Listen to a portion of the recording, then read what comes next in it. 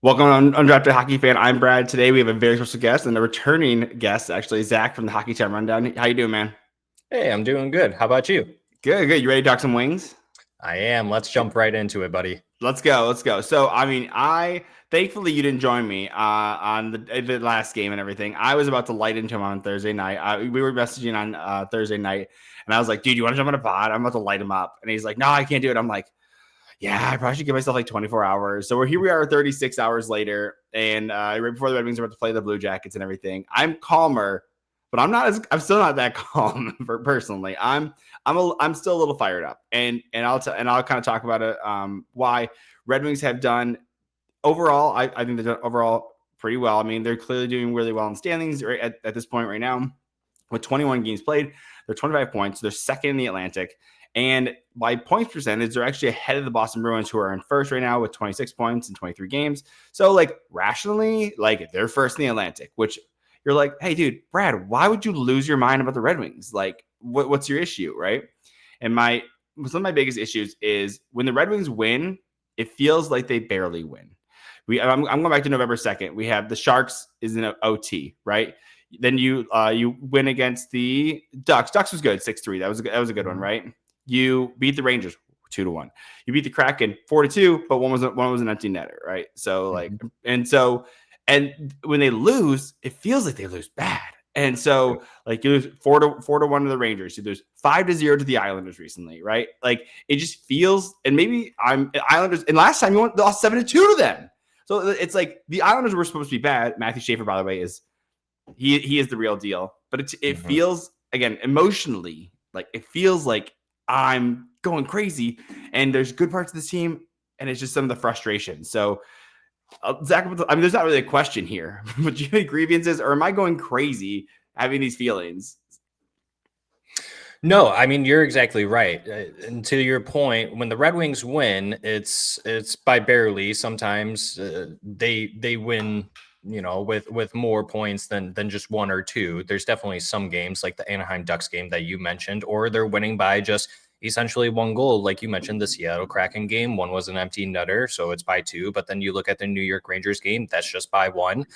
Some would even say that they got lucky in that because the refs were just super egregious in that game. But when they lose hard, and it's very unfortunate. And I would say, to kind of nitpick a little bit, it comes down to the Red Wings and the defensemen taking really bad penalties. I mean, you look at players like Ben Sherratt, 22 penalty minutes. You look at Simon Edvinsson, he's got 40. And then even calling out someone like Marco Kasper, who really is in a deep sophomore slump. Yes. We could touch on that later on if we want to, but even him, he's got a lot of penalty minutes too. He's got 23 in there. So yeah, when this team loses, they're losing very hard. And you look at the standings, the Detroit Red Wings, and there's actually only one team in the Atlantic Division with a plus goal differential, and that's the Tampa Bay Lightning, who are right behind you, 1 point in the standings, Brad. Yeah, and that's the thing is, and the thing is, I think when you talk to Red Wings fans, they're the key people are keen mostly on John Gibson, who has been underwhelming, to say the least, when it comes to his tenure. And by the way, I was a John Gibson fan before he came to Red Wings. I was like, hey, love to see him in a winning culture. Like, I think it's bad for his career. I think he's better than this. But right now, looking at his record right now, he started 12 games, 4 wins, 6 losses, and then overtime loss. He got pulled, but he had a start there, but it ended up giving Talbot the win. Almost 3.5 goals against per game, which is it's very hard to win games that way with 3.5 goals going in.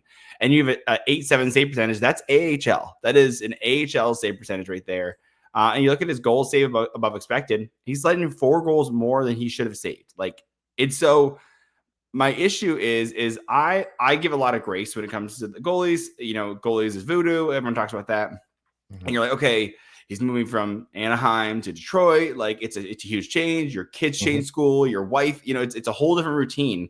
New guys, new system. Totally get that. 12 games is in my opinion, a good enough sample size. And by the way, this isn't a knock. By the way, this is a knock on Gibson, not a knock on Steve Yzerman. Steve Yzerman went out this offseason and got the best goalie available, the absolute best goalie available. And so this is not Yzerman screwed this up. This is currently a John Gibson problem. Maybe it's a goalie coaching issue, because we've seen this consistently throughout the Red Wings tenure. Husso was really great with the Blues. He had some good spots, but overall, didn't really work out that great. Nedeljkovic, you bring him in as well. He had a great system in Carolina. Didn't really work out in the Red Wings system, right? There's just some of these goalies you're trying to bring in, and it's like I'm losing confidence. There's somewhere in the goalie sphere of the Red Wings that I'm losing confidence.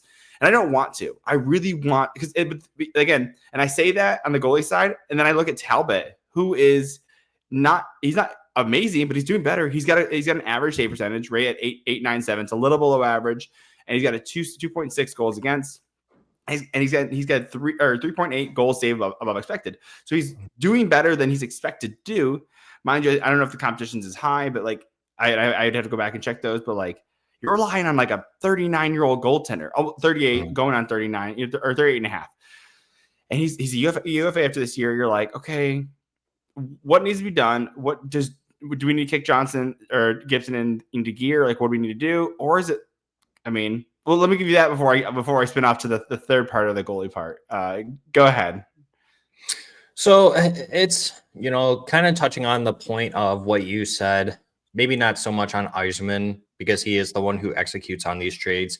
You traded away Peter Mrazek as well as a second-round pick to acquire someone like John Gibson. Now, on the flip side, you look at Peter Mrazek right now with the Anaheim Ducks, and his 5 starts that he's played with the Anaheim Ducks, he's got a 3.60 goals against and it's under 900. It's an 8.86 save percentage. He's got a 3.2 record, so not really doing too much better. But then the one thing that I actually want to nitpick a little bit is that Alex Lyon, in 12 starts, he's got a 3.07 goals against and a 9.07 save percentage with the Buffalo Sabres.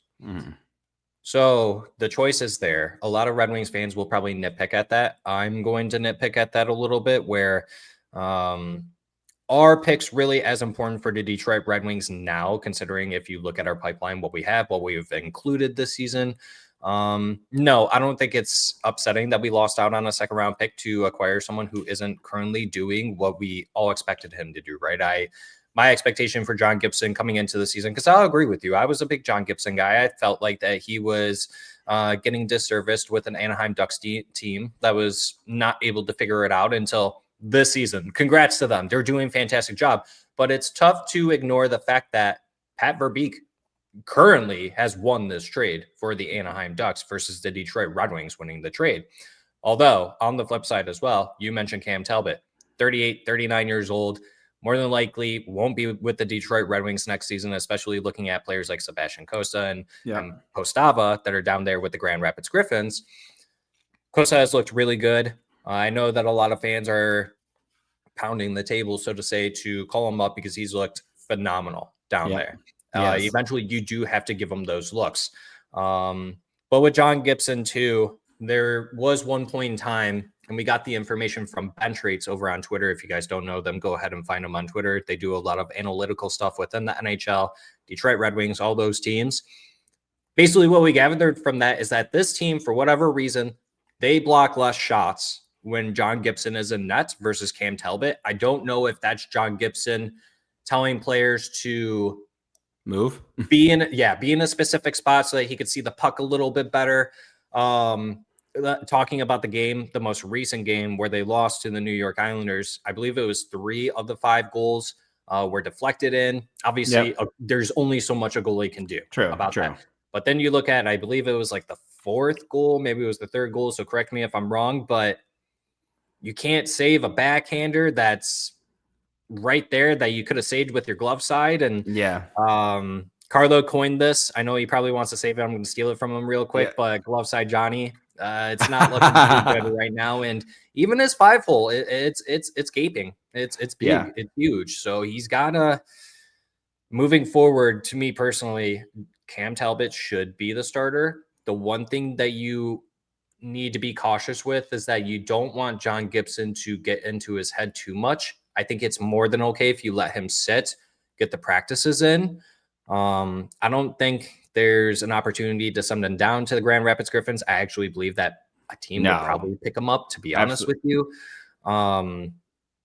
So with the whole Kosa thing, I'm not sure what the approach is there that they want to take with that. But yeah, Cam Talbot should be the starter moving forward. John Gibson, he's going to be very important for this team down the stretch. Once we get over Christmas, get closer to the trade deadline, because that's where the Red Wings always seem to fumble. It's once we get closer to that trade deadline mark. So the Red Wings have to be very careful. But John Gibson is someone I expected to come in and have 50 starts with this team. He's already got 12, I believe it is. So not too far away from that, really. So hopefully he can figure it out. Yeah, and that's something that I agree. I think you're looking at bringing Kosa up. I think that's a good option. I think, and it's one of those things with goalies. It's like, okay, they just need to ride it out. So it's like you almost want to like not overplay him, but like you almost want to give him like, because the thing is he's losing at home too. Like these should be favorable wins for the Red Wings. That you're getting your line matchups, you're getting the right people in position, like, and maybe Todd's not putting the right people on the defense to be such that like it's going to favor Gibson. Maybe you decrease the offense by, or maybe you put more defensive people. I don't know. Like, again, I'm having a hard time with Gibson because it's just like we're Red Wings fans. We want them to be good, and it's like you almost want them, because goalies. Yeah, who was it? I think it was Husso last year talked about it. It's like when you're running a 3-goalie tandem, if you only have 2 games in a week, like you might not play for a week and a half, right? If you're running 3 goalies. So it's like, is that good for John Gibson? Is it, because like then you get out of cadence of like, hey, maybe you haven't had a couple starts now. You're kind of losing your speed a little bit. And it's like, do you want to just like continue to overplay him and try and push past it? And then we kind of talk about the standings again. Can you afford to? Red Wings are, again, sitting second place, 25 points. There are 5 teams with 24 points outside of them. So you have the Tampa Bay Lightning, who are in the 3rd wild card, and then it just drops out of there. Philadelphia has 23 points, and they're bottoms, the 6th last in the conference. I mean, if you look from the Red Wings in 2nd place to the bottom of the whole conference, it's a 5-point difference. That is crazy. It's like you can't afford to lose 2-3 games because you will go to the bottom so quickly. And it's in kind of where, I don't know what I don't know if we talked about it last time. I think the Red Wings can afford to miss the playoffs this year, and this is your absolute last year you can afford to miss the playoffs. I have them getting the 2nd wild card. So like I think they're good enough to be able to do this. I think they've had a hot enough start that it's looking really well. But I don't know. I don't want to hope that. I don't want to wish that, but I'm just kind of like, I don't know, like, what do you add? Like, is Kosa the factor that's going to, because you're like, okay, let's depend on our rookie goaltender. You're like, it's worked for sure. Like, you see guys, it's worked for, like, the style looks phenomenal. Again, you're talking about Anaheim earlier. But like, do you want to rely on that? Like, you have these veteran goaltenders who should be good. These are NHL starter caliber goalies. And you're like, well, these 2 NHL guys are just not working out. Let's bring the young kid in. And so I'm in that spot where I'm like, okay, is it worth it? Can we risk it? What does that look like? And also, now you've called up Dave Danielson to bring up Kosa, you got to send someone down. So, and I think we talked about last time, there has been talks, and I know you guys were disagreeing with this. I think Axel might end up getting a game or 2 down in the AHL potentially, but again, I don't know who you're going to bring up in that case. So we can kind of get into that after the break, but let's finish up the goalies talk before we get into that. You have anything else? Sorry. 30. Oh, no, you're good. Yeah. No, you're good. So is there anything else you want to add on the goalies? Not particularly. I think with that though, you just have to be very careful, right? And touching on the goalies, I don't think it's really a goalie issue per se. You look at the team up front. I said this on our last episode that a third of this team is full of young players that haven't even played 2 seasons in the NHL fully. Yeah. So some of it might be because of that. Some of it could be on goaltending. We did just recently get a new goalie coach as well this season as well. So on top of John Gibson being fresh to Michigan, Detroit, family, because you do have to put those out there. Those are outliers as well. Yep. We don't know what's going on in his personal life, if something is going on or if he's still adjusting, but a lot of fresh new faces within this organization, whether if that's on the ice or behind the bench or behind the scenes. So I would temper a little bit, maybe not call up Sebastian Cossa quite yet. And I don't think it starts with sending a goalie down like John Gibson. I think it starts with looking at the defensive players and the bottom 6 players. And I would love to see us talk about some of that a little bit too. Yeah, we can definitely hit on that after this break. So let's take a quick ad break, and we'll see you guys right after this. Spinoramas and Michigan goals. A sprawling save across the crease. Live and breathe all the highlight moments with DraftKings Sportsbook, an official sports betting partner of the NHL. New customers bet just $5, and if your bet wins, you get $200 in bonus bets instantly. Download the DraftKings Sportsbook app and use the code THPN. That's code THPN to turn $5 into $200 in bonus bets if your bet wins. In partnership with DraftKings, the crown is yours. Gambling problem? Call 1-800-GAMBLER. In New York, call 877-8-HOPE-NY or text HOPE-NY. In Connecticut, help is available for problem gambling. Call 888-789-7777 or visit ccpg.org. Please play responsibly. On behalf of Blue Hill Casino and Resort, pass through of per wager tax may apply in Illinois. 21 plus, age and eligibility varies by jurisdiction. Void in Ontario. Restrictions apply. Bet must win to receive bonus bets, which expire in 7 days. Minimum odds required. For additional terms and responsible gaming resources, see dkng.co/audio limited time offer. All right, Zach, and we're back. And so you're talking about not calling up Cossa yet. Again, I think there's maybe a shakeup here, right? And the thing is, starting with the start of the season, there was a shakeup. Emmett Finney made the lineup. Axel Sandin-Pellikka made the lineup. Michael Branzik-Nygaard made the lineup. Now you have Nate Danielson's in the lineup. Mike Branzik-Nygaard's down. So you had your shakeup. You had this injection of youth. And again, this is an overreact. I recognize I'm overreacting. I feel it. I feel it's an overreaction, and it's also how I actually feel.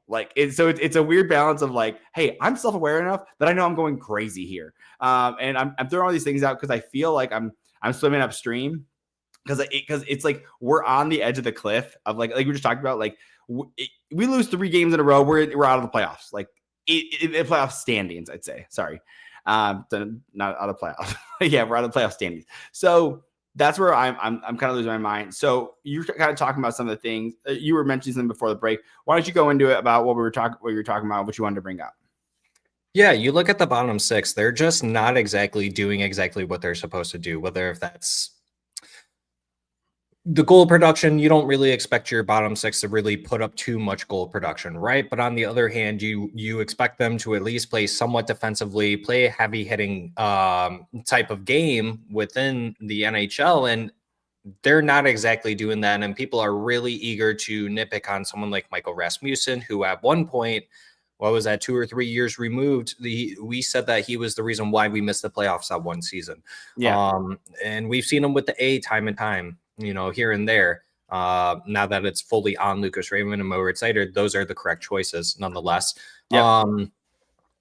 We are starting to see a little bit of a blunder as well. I believe it was this last practice we saw Marco Kasper is going to be shifting onto the 4th line. Probably as a 4C there. Well, you've seen JT Compher get bumped up to the 2C. But I'm not fully agreed on that. I don't really care for that. I think that they should have, they should put Nate Danielson up there personally, just to get a look at him. I said this on one of our recent episodes as well. That's, and even just kind of touching on real quick, the teams like the Anaheim Ducks and the Montreal Canadiens. Granted, the Montreal Canadiens have a lot of injuries now. The Red Wings are benefiting from that. They only have one player that's out injured day to day, and that's Elmer Soderblom. He should be actually good to go today. That's what it was listed as. The Red Wings need to start doing what these other teams are doing, allowing their young guys to play high octane offense and putting them up into those positions to see what they have and utilize their strengths. And I would love to see a Marco Kasper, Nate Danielson, Emmett Finney line. I'd probably put Marco Kasper at the center, put Nate Danielson on the right wing because he shoots right. I'm very much a symmetry kind of guy, be symmetrical. If you shoot right, go ahead and put him on there. I don't think Nate Danielson could probably play on his I would say Raymond Raymond shoots right. So like that is so Raymond shoots right, and so does DeBrincat. They both play different sides. So it's definitely the comfortability, right? Like, for your shots. I'm a wrister. So I'm a wrister. Anyways, I shoot right as well. So I prefer right wing or center, right? Like left wing, I'm super uncomfortable with it. So yeah, that's preference for me. But my slap shot's garbage. That's why. So the other thing too is that I don't really care for is the fact that we have 3 rotational forwards right now. I think it's very easy for us to, and we talked about this on our most recent episode too, that Carlo and I agreed that Elmer Soderblom should be one of the guys that gets more starts on that line. Granted, like I mentioned, he is injured. He's day-to-day still. They hopefully take him off today. Maybe he gets a start today. Berggren does put up the most points, but on the defensive end, he's just not that good. JVR, kind of an old man now. He's someone who also may be adjusting to his new team, new home here in Michigan, playing for Detroit. And I think you're doing a disservice to some of these young players like the Jonathan Berggrens and the Elmer Soderbloms by not giving them more of an opportunity. I get why Tom McClellan is doing something like that. And that's where I'm going to disagree with it, though. And I know that a lot of Red Wings fans out there, they come to us podcasters, they say, you're not as critical on Steve Yzerman or Tom McClellan as some of us are. We are. But we have to temper our expectations a little bit. You guys should see me at home when I'm watching a game. Maybe one day I'll just live stream myself watching. Are you serious? Pretty much. Yeah, my dogs do not like it when I get super angry. Yeah. What was that garbage play? 3 meters deep. You're like, dude, yeah. I get just as frustrated as anyone else does. I try to temper my expectations and try to think within reason. What is the underlying issue with this team? And I think it's just a accumulation of multiple things. I don't think it's one exact thing. I don't think it's just goaltending. I don't think it's just defense. I don't think it's just the forwards, but the bottom 6. This whole entire month of November, still, actually, I believe they've only put up 2 goals. In terms of points total, it's probably maybe like 5 to 9 range. I don't know the exact number. I just looked at it from a goals perspective, but once again, they're not expected to just put up goals. They have to play a good defensive game as well. And I don't think we necessarily have someone outside of Mason Appleton that can play that type of game. And I'm very thankful Steve Yzerman went out and got someone like Mason Appleton. He's been one of the brighter signings, I would say, that Steve Yzerman has gone out in his tenure as the general manager for the Detroit Red Wings. And going over to the defensive end, the Travis Hamonic experiment needs to end. I said way back when, if he plays more than 5 games, we have a deeper issue with this team. I believe he's now on maybe like game 12 this season. He is, JBD should be getting more looks. Maybe from an analytical side, you can make an argument. I don't have those up right now currently. I have seen some people put some stuff out online, which Jennifer. Yes. Yeah, Jennifer Morris. Yeah, putting out some great stuff there. An ASP too. That's where I'll disagree with you too. I don't think maybe we send them down because then you're stuck with Travis Hamonic and JBD as that pair, or Albert Johansson. I don't know exactly what you do there, but I would like to see Steve Yzerman make a tweak. It can't come from internally. I think if you could do it externally, go ahead and pull the trigger on that.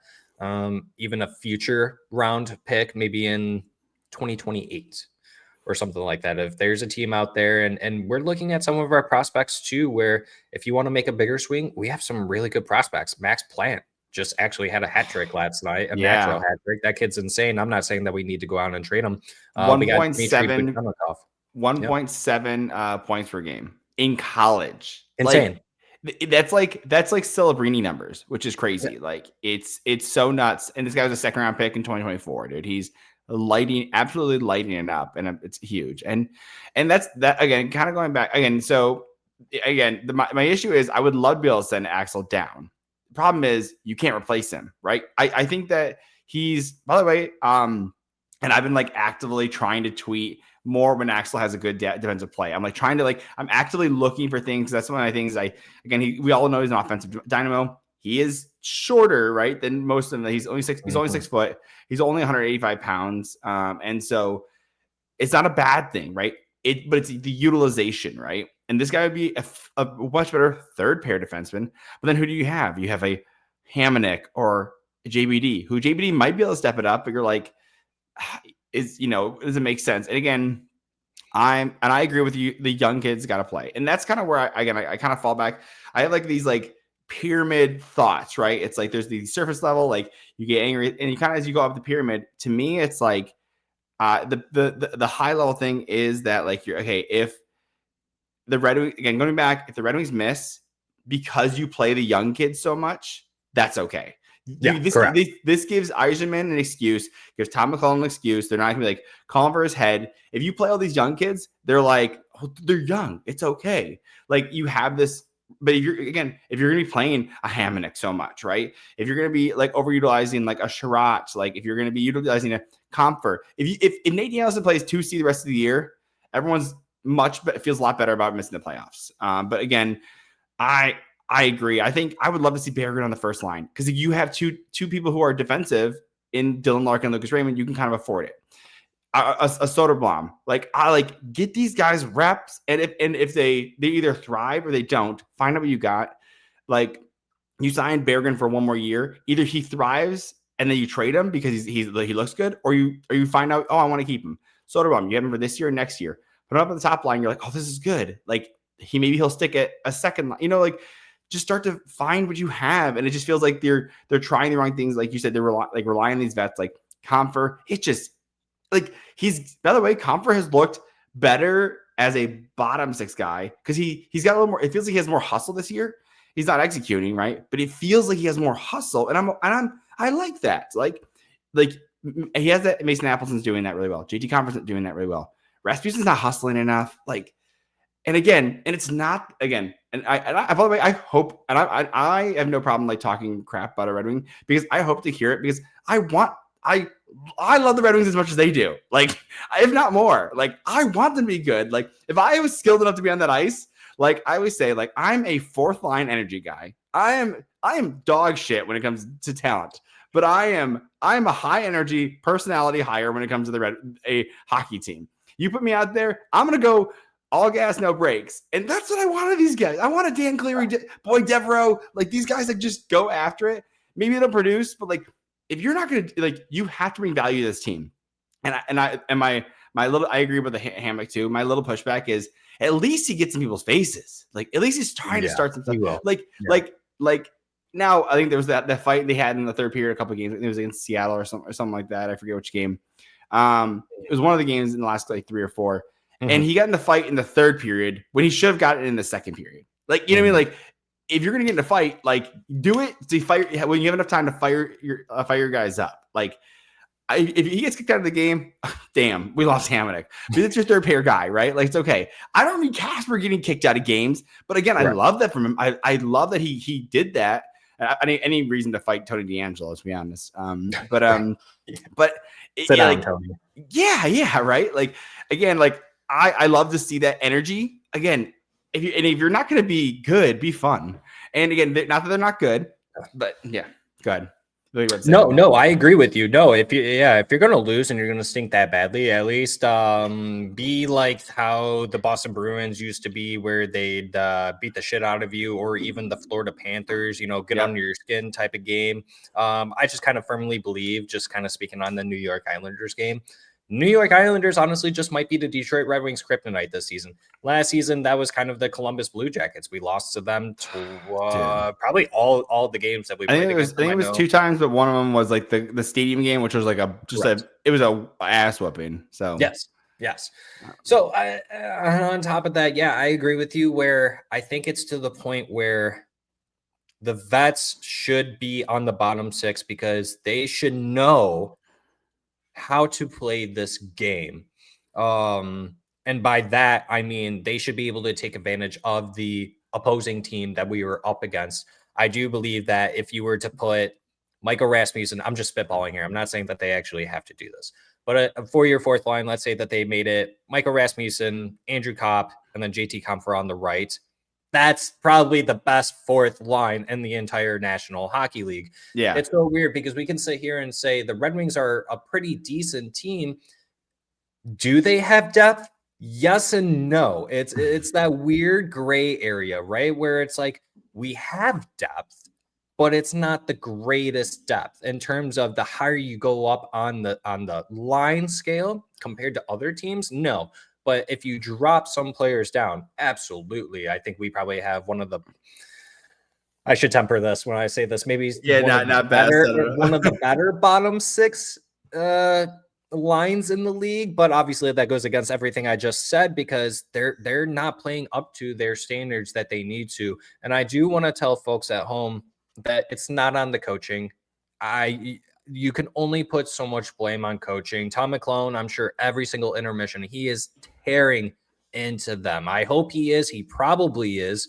And I know that a lot of people like to pick on Dylan Larkin. Dylan Larkin can only do so much too. There's only so much screaming and yelling that you can do or motivating these players that he can't just make them better. He can't just make them into 20 goal season guys. That's not how this works. And you always look at it as like from a work perspective. Do you want to get yelled at your boss every day? Is that going to make you better? Probably not. Let's be real. Yeah. Well, and the thing is, so like I love Dylan Larkin. And my thing is Dylan Larkin and Connor McDavid have the same leadership style. Lead by example. And they, again, you're seeing that this year. Point production is different, right? But like they lead by example. McDavid, like if you've seen the NHL Faceoff series, the way he yells, you're like, it's like it is not, for me, it's not motivating for personally, but like, wake the fuck up. And like to me, like you don't need just Dylan Larkin to like show you how to lead. Like you need people like when they let David Perron go, I was furious. I wanted because David Perron just like he exuded leadership and he didn't produce the best, but he produced well enough to like I think people have talked about Andrew Kopp is a leader on this team. They talked about it like he's going to be a coach later. Everyone like the interviews that they've heard of him. I can see that, yeah, and which is great. But you have to be able to produce as well. Andrew Kopp should not be under a half point per game. Like if you're gonna yell and scream, you better produce. Like, and that's where I think you're seeing like people who have like huge minutes. Like Sider plays over 24 minutes a night, right? Like this is a guy that yells. I don't know if Lucas Raymond has the ability to yell as well or get the guys fired up like that, right? Like, and there's some guys, and I don't know if you saw the Sharks, Ryan Reeves with the necklace. Mm-hmm. Did you see that? And like that is an energy leader guy in the room. Again, he doesn't put up points, but he is such a leader. And I'm like, who do we got to bring in that's going to like fire this team up? And again, you can't rely on a rookie to do that. It has like it's. I heard this quote. It says, "Be a candle.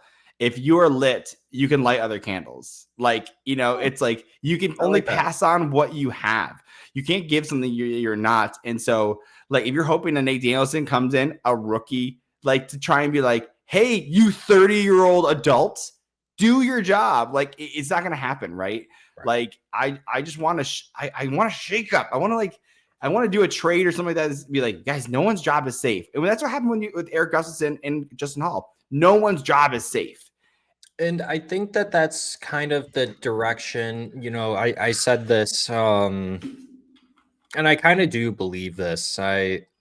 Looking back when I said it, I may have said it a little bit more jokingly, but I think now it makes a little bit more sense that, I mean, it's Todd McClellan's, let's call it what it is. This is his first season as the Detroit Red Wings head coach. Granted, he had half of the season last year coming in and filling for Snoozy Lalone.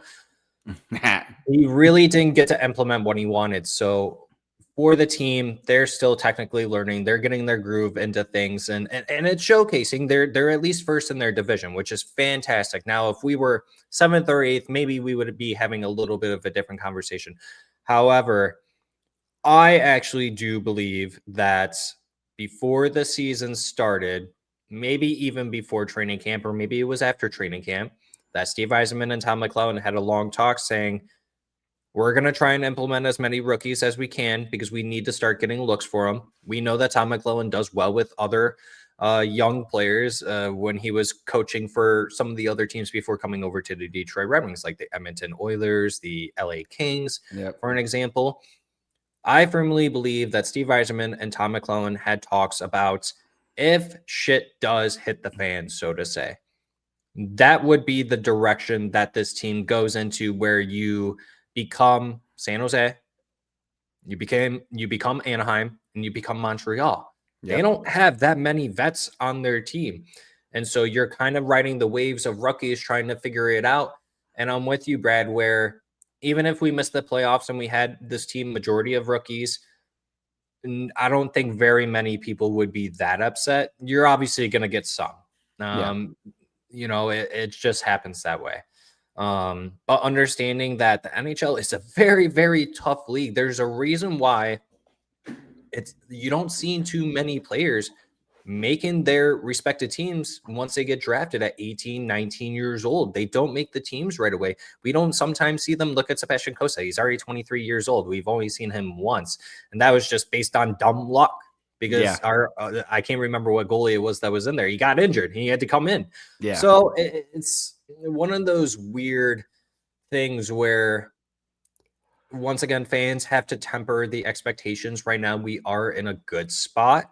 I wouldn't pull the or I don't know what the catchphrase is here that I want to use. I wouldn't blow the horn. I wouldn't put the candle out, or whatever term I want to use here. I think you guys are picking up what I'm putting down here. But anyways, I wouldn't worry too much until we start getting more into losing. We've only had one streak of losses, which was 3. They came at horrible times, right? And we got blown out. Minus that Vegas Golden Knights game, we lost 1-0. If we could just keep winning, if we win in bunches, that's going to help us out. I think the one thing, though, and this is where, did you say that you think the Red Wings make the playoffs, or did you say second wild card spot? So I believe that the Red Wings fall. make the playoffs only because of what I said earlier. The Red Wings are fortunate only to have one player out via injury. Knock on wood. I hope you guys heard that. You probably just saw my screen shake. Yep. The Red Wings are going to be very fortunate enough to make the playoffs because of other teams' injuries. The Montreal Canadiens have like 4 players that are out for a month plus. Yeah. We just saw that Winnipeg Jets Connor Hellebuck, he's going to be out 4 to 6 weeks because he's having like knee surgery or something. So the Brady Chuck's out, Exactly. And I know Barkov, Matthew Tkachuk, like they started their own podcast, so it's like, Matthews is out. Like a lot of these teams are facing injuries early on, and I think the Red Wings schedule, looking at it from a past perspective, we already had our West Coast trip, so to say. The Red Wings usually get that on their back half of their schedule, where that seems to really put us in a really difficult position because we, for whatever reason, sometimes we do well, sometimes we don't. Typically, we don't. But we scathed through during this one. And I would give a lot of props to Tom McClellan for that. Also, the players, especially, like I said, a third of this team is full of players that are only in their second seasons or even in their first seasons. You got 3 rookies on this team right now. You had, if you want to include MBN, that would be 4. I do think that eventually we see him. I think eventually we see Cossa. I don't think it's quite time to call up Cossa. He did come back from an injury. He did get that start in Grand Rapids Griffins. So maybe give him a little bit more time, but I'd love to be proved wrong, honestly. Yep. So does it come from internal or does it come external, this change that we need to secure that lock in the playoff spot, though, Brad? Yeah, and I agree. By the way, Red Wings this is an abnormality that the Red Wings don't have a lot of injuries. Like this is not very common that, because people talk about injuries happen all the time. Red Wings are very fortunate. And the fact that you're now just getting Elmer Soderblom and suddenly your whole crew is healthy, that is very fortunate, right? And I agree with you with the rookies and everything. I think we have to make space. Again, that's kind of where I talked about this before the season. Some of the moves I would like to have seen made is moving off Jonathan Berggren. By the way, phenomenal personality. I think he's not being utilized properly. He's got 6 points in 12 games. So now I'm like, I don't know if I want to move him now. But like, I think like a Rasmussen, I think that'd be a nice thing to move. I think it's kind of a bygones. Those are the 2 bygones of the Holland era where people are kind of like latching onto them. And so I think it's kind of like, oh no, like you still like you really like them because they've shown flashes and you're like, but we need to make room. And mind you, a lot of veterans are going to like Kopp is like buy Audible next year if you want to, right? Like if you, again, not that you would, but like Ben Sherratt, like he's not gonna cost much next year, right? Like you're gonna lock up like some of these guys, like you're gonna get even more rookies next year. Carter Mazur for sure is gonna make it next year, right? He needs a new contract. Branson Niagara is gonna be on the team next year, right? Like defensively, you might get like a Tuomisto or maybe like Anton Johansson comes over because he was gonna play in Grand Rapids, but he ended up going to the SHL. And mind you, the rumor was that Anaheim wanted Anton Johansson and a first round pick for Gibson, which and again, Red Wings only sent Mrazek a second and a fourth, so it's cheaper price, right? But like there's a lot of reason to be excited about this team. And again, if it's not the year, it's okay. I still think they make it in. And mind you, and here's some, I'm going to end the episode on some optimism.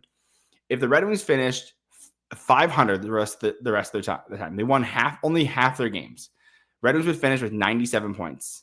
And that is a lock playoff team. That is because you were seeing like was it 2 years ago when Washington got it with 91 points, like 97, you're in a good spot. That's maybe even divisional with how tough the standings are right now. So there's some optimism. Again, I'm sky is falling because I see that we're on an edge where it can go bad. And so I think the Red Wings have I think you're right. We talked about how hard their schedule was at the start. Like they went through a lot of hard teams and they've made it through and they're doing well. Again, I'm hopeful. Again, I've talked about it. My money's in on them making the playoffs. Like, and I just like want them to be good. It makes it even more salty that the Lions are slipping a little bit. So you're like, keep going, be good. And Pistons are doing well too. So that's good. So I don't know. This could be the year where all the Detroit sports teams, or at least the major ones, like the Red Wings, the Pistons, who I'm not a big basketball guy, but it sounds like that they're doing a phenomenal job. They had a huge win streak. Maybe they still are on it. The Detroit Lions, I'm not really too concerned with them. My main focus really has just been on hockey lately. So catching football games has been a little tough for me lately. But I do believe that this could be the year where we see all three. Even talking about the Tigers, they made the playoffs too. So all four this year or going into next year, we'll be making the playoffs, and Detroit sports are back, baby. Leaving it on a positive note there as well. Absolutely. By the way, there's a correlation between crime is reduced when sports teams do well, like in the city, which is crazy, right? Like it's crazy to see that because people are more excited or less likely to commit crimes. So like, hey, Red Wings, be good for the city. It reduces crime. So, on that note, Zach, tell everyone where they can find you. Yeah, you can find me. My handle is right there. I'll point it correctly. If you're on audio, he's pointing at his tag, just let you know. So at my tag, it is at Zack Trathen, HTRD. That stands for Hockey Town Rundown. You can also find our podcast on Twitter, which is at Hockey Town RD, standing for Rundown. We're on YouTube, we're on Spotify, we're on Apple. Pretty much all the social media platforms as well. You can find us on TikTok, YouTube, obviously, like I mentioned, Instagram, all those places. And so, you can also find Carlo at Drumline as well. He is on Twitter as well. And we hope to see you guys around. And thanks for having us on, Brad, or at least me. I do appreciate it. Speaking for the podcast as a whole. Thanks for having us on once again. We truly appreciate it. No problem. Thanks for coming on, man. We'll catch you next time, right? Of course. Thank you, sir.